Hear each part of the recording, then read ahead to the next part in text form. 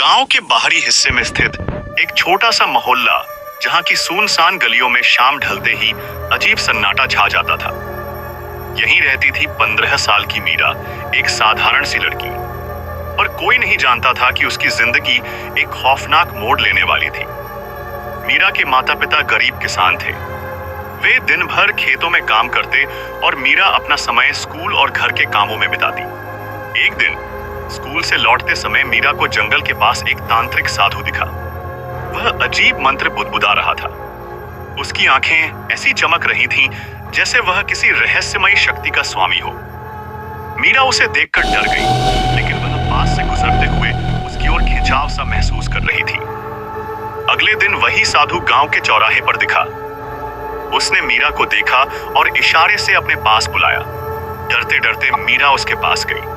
साधु ने कहा, तुम्हारे भीतर खास ऊर्जा है लड़की, तुम्हें बड़ी तांत्रिक शक्तियां प्राप्त हो सकती हैं। अगर तुम चाहो तो मैं तुम्हें इस विद्या में पारंगत कर सकता हूं। मीरा पहले तो डर गई, लेकिन उसकी उत्सुकता बढ़ने लगी।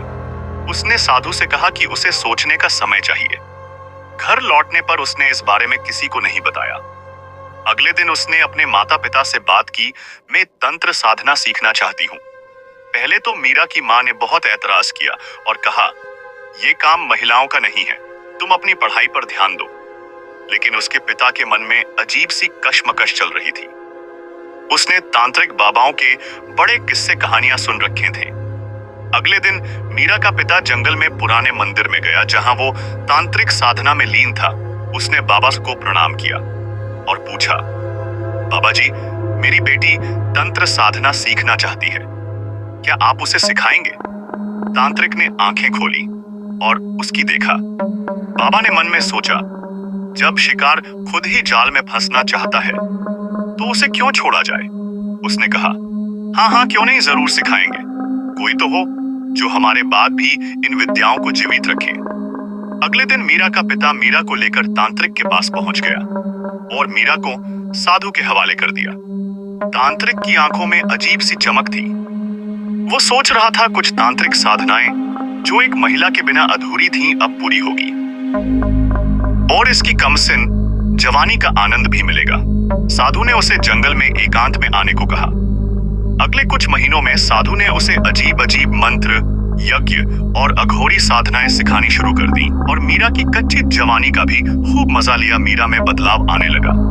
उसकी आंखों में एक अजीब सी चमक आ गई थी और वह अब पहले जैसी मासूम लड़की नहीं रही। मीरा के सामने अजीब अजीब घटनाएं होने लगी। रात में किसी के रोने की आवाज आती है। बड़े बड़े काले साए दिखाई देते। मीरा ने यह सब साधु को बताया। साधु ने कहा, यह तुम्हारी ऊर्जा का प्रभाव है, अब तुम्हें अंतिम दीक्षा लेनी होगी। तो दोस्तों, यही से शुरू होता है एक खतरनाक सफर। एक दिन तांत्रिक अंतिम साधना के लिए मीरा को एक निर्जन श्मशान में ले जाया गया। मीरा को निर्वस्त्र करके शमशान की राख पर लिटा दिया गया। वहां साधु ने एक भयावह यज्ञ किया।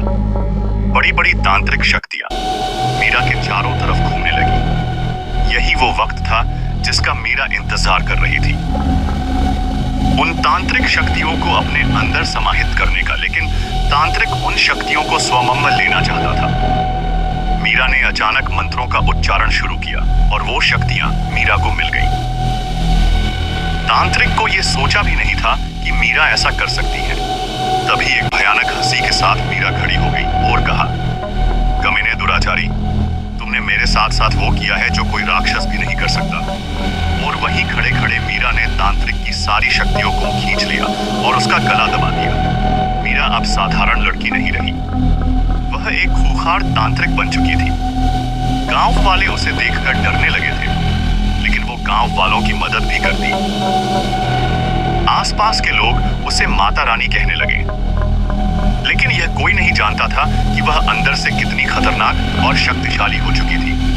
अघोरी के जाल में फंसकर मीरा ने वह रास्ता चुना जो उसे इंसान से तांत्रिक और फिर राक्षस बना गया। तो दोस्तों, ये कहानी मात्र एक कल्पना है, सच्चाई नहीं। ये केवल आपके मनोरंजन के लिए बनाई गई है। इस पर अपनी राय कमेंट बॉक्स में बताना और चैनल को लाइक, शेयर और सब्सक्राइब जरूर करना।